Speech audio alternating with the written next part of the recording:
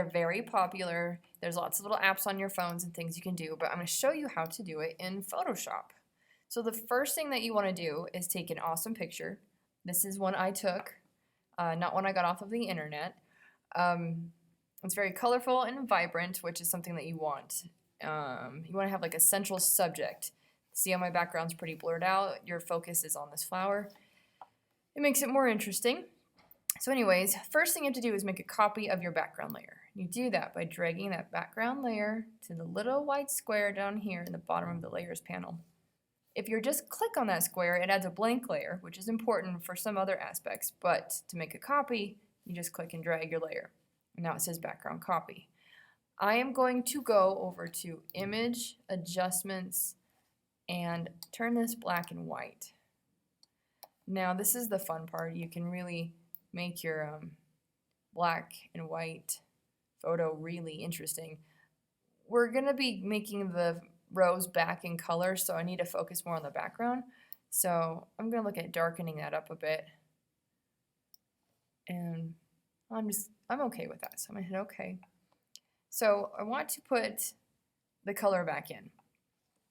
To do that, we're going to create a layer mask that is essentially poking holes in this top layer to reveal the bottom layer. To do that, you come down to the bottom of the layers palette, and there is the white square with the black circle in it. You click it, and it automatically, instantly puts this little masking area on here for you. So I go over to the paintbrush, which is letter B on your keyboard, and I choose black, hit OK. And depending on what you want to do here, let me show you what happens when you use different kinds of brushes.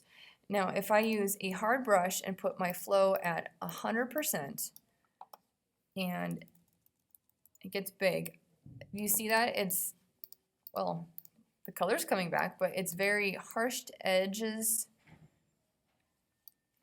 and you can see how that works. So, if I Command Option Z until it goes away, I can go to use a softer brush and see what happens when I turn down the flow. The color slowly comes back.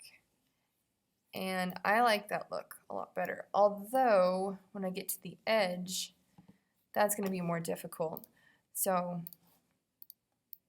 I will want to use a high flow and a harder brush, but I want to zoom in and use the brackets on my keyboard next to the letter P, make the brush bigger and smaller, and look, I can get in nice and close to the edges. So that, and say, oh no, I went into the grain. Now if you were just erasing this top layer to reveal the bottom one, you wouldn't be able to fix it unless you hit Command Z a billion times, but that isn't very conducive. What if you go back and realize you don't like an area, you want to put it back in, and you can't go back that many times? So what you do is you go to your colors over here, black is on top, you hit the little switch, those little arrows, till white is on top, and you can paint the white back in, so you can see where you have poked a hole, you've painted the black on that layer. You go back